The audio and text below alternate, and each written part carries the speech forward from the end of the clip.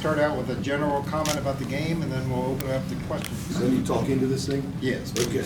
I'm just very proud of these kids. I'm proud to bring this home to our community, Braves Nation and Olatee County. We play pretty good football down there. We're proud of our league and all the work that our kids in southern Tuscarawas County put in. And so I couldn't be more proud of a group. The way they played tonight, the way they overcame adversity, the way they kept fighting, and we need to get one defensive stop, and finally came up with one. But just proud of this group, proud of our young men and how hard they work, and the effort that they put in, and I'm happy to say that it's paid off for them. Questions? Coach, talk about the player to your right, Grady Kinsey. He had a great game-winning 2-point conversion, accounted for 4 or 5 TDs. Just talk to me about just him putting the team on his back effectively. Yeah, and we've done that with him the last couple of weeks and most of the season this year.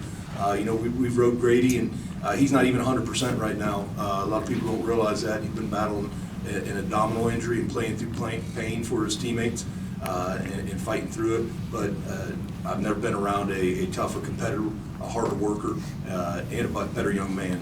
Kid rocks it in the classroom, off the field, and everything he does. And on the field, he's a great leader for our club, for our younger guys.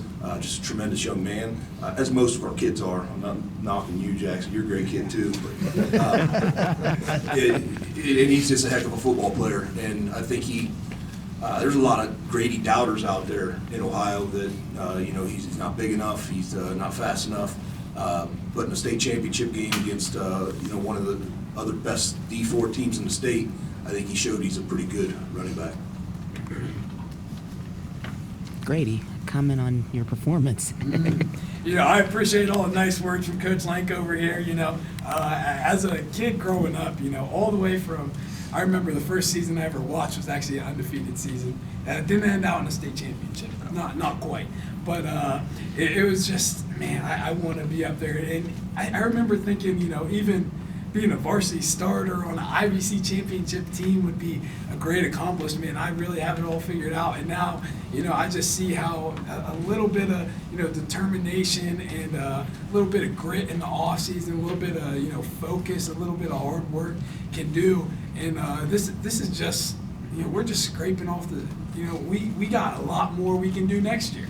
We got a lot coming back, and I'm just super excited. I'm ready to, get healthy and start training for next year, get all the guys going, and go Braves. Great. Now that it's all over with, how bagged up were you, honestly? I think yours is working. I think it started off, earlier in the year as just kind of, a groin pull, and I think I was kind of ignorant about it, trying to play through it, thinking it would just heal up naturally. And I think since week 7, I've just not been able to completely sprint. And there was a few games where I played, and I didn't have a rush over 20, 30 yards. But I have so many people around me that help me. With coaches, he's always asking me. I appreciate everybody around me. With my mom, she really put a lot of research into what I can do. Eric Lichter over there in +2 in Columbus, he helped me out with it. He had me doing some stuff to work through it. Cindy Likens, my physical therapist, she helped me with it. Dr. J, he helped me with the chiropractor. I was just trying as many things as I could, and I think that it's just a beautiful thing that it all came out and worked out in the end, because there was a point, week 12 or something like that, it's Saturday morning, I'm just hurting.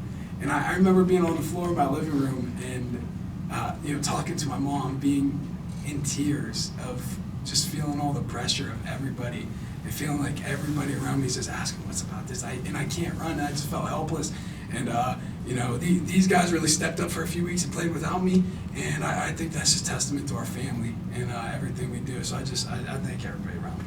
Grady, Ray Gusky from ESPN 990. Just tell me what day of the week you want me to get you out of physics class, and I'll like. Oh, yeah. The decision to slide there at the end, versus trying to take it to the house. Can you describe, was that something coached up, or was that just an instinct, and what were you thinking there? It was more of an instinct. I think I did not want their offense on the field. Number one was super explosive. He was one of the best players we've played in years, and I think I just wanted to grind it out, get a few first downs, run the clock out, and win by 1 point. Rager, in terms of keeping Sandusky from ganging up on 22, you know, they're going to game plan and focus on him. What was your strategy while you were with the ball in your hands, you know, trying to make sure that they were spread out and you had running lanes? Well, Grady took a lot of the defense with his fakes, and the linebackers were just reading Grady all week, and our coaches wrapped that up. And he went the opposite way I went most of the time, and it worked out. Is that a typical game for you? Running for a yard, a lot of yards, and that kind of shifts their defense into not knowing where the ball's going. Yeah, it helps out a ton having Grady as our running back, and him carrying out fakes and then me going the opposite way just gets the defense thinking they don't know which way the ball is going to go. Hey, Pete, take me a little bit tonight about the line play. What was the whole key? What you guys see on film you thought might allow you guys to be able to run the ball as effectively as you did? Mike's coming down there. It works. I thought it was for you. I'm sorry. I mean, a lot of it was we knew they were going to stack the box because we have such great running backs and a great running quarterback. And we knew if we could get on them fast enough, nobody's arm tackling our guys. You know what I'm saying? And basically, we're obviously outsized, so we got to get there fast and we got to hit them as hard as we possibly can every single time. Was that kind of the message all week, Coach? Yeah, you know, we've been outsized up front for most of the season, and our kids got to do it with technique and with effort and the right steps and things like that. And they got a great coach in Chad Peterman to, you know, teach them the right way to do things. And that was the message again this week, knowing we were going to be outmatched up front, but we're still a running team, and we were able to run the ball again tonight.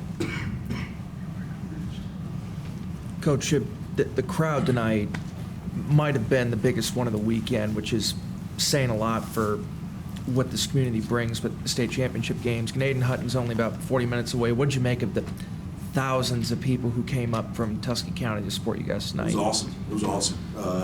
You know, that's the best game I've ever been a part of. And I've been in a lot of football games now, and that was the most intense, and that was the best crowd support.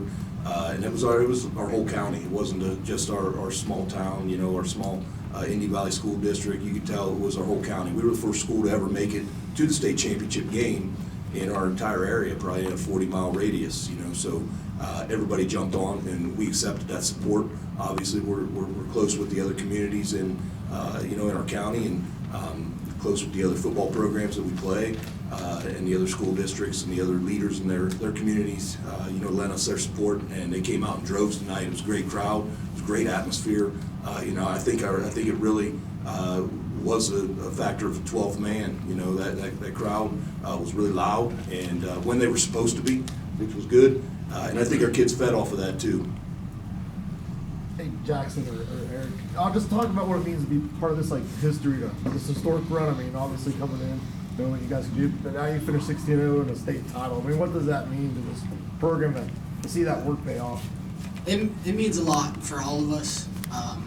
It means a lot to all of the seniors going out on a big win. After all the years of work that we put in, the grind, all the winters, the lifting, coming in early, just the grind. It's really good to see it pay off. It's great for us. It's great for the community. It's just amazing. It's an amazing experience to even play in this game, let alone win it.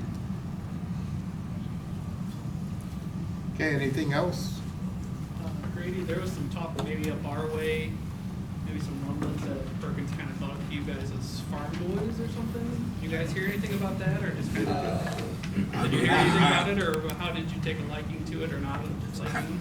I heard a lot of that. I think a lot of that's also hearsay. You know, as many naysayers as there have been for this program, I think there's 10 times as many yes-sayers, and I think that's a lot more important. And I think, all these people text me, I believe in you, go win it all. I think that's way more powerful than a few guys, telling us, we play against the sisters of the poor, or, whatever them guys were saying. Call me a little guy, calling our O-line, skinny and frail and small, but we get it done.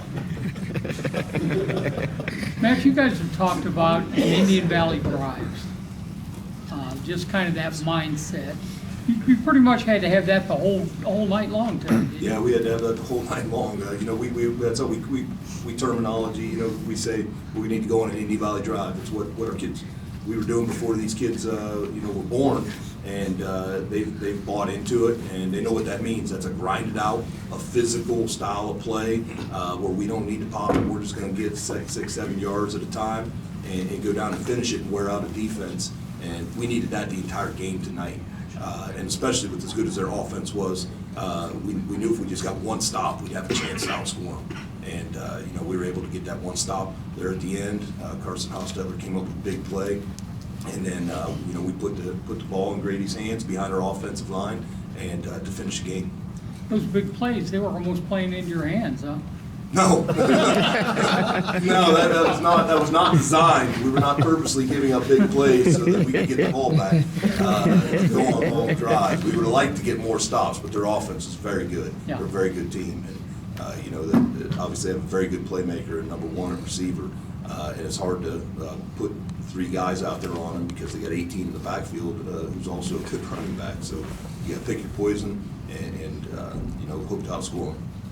Coach, how do you ever get someone to come up for wide receiver at Indian Valley? That's gotta be a hard sell. It's funny because when you come to our practice, when we break up for individual, there's like 24 kids. It's like half the team's down with the wide receivers, and we laugh about it sometimes. We're like, man, those poor kids down there at wide receiver.